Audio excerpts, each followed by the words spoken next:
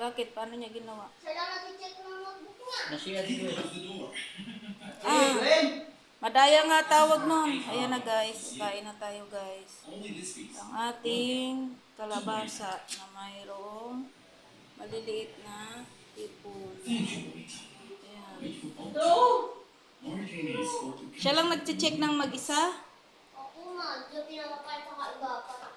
O di nahuli siya? O, dami nga bura-bura ng mat niya eh. Tapos pag mamayabang niya sa tatay niya, perfect siya eh.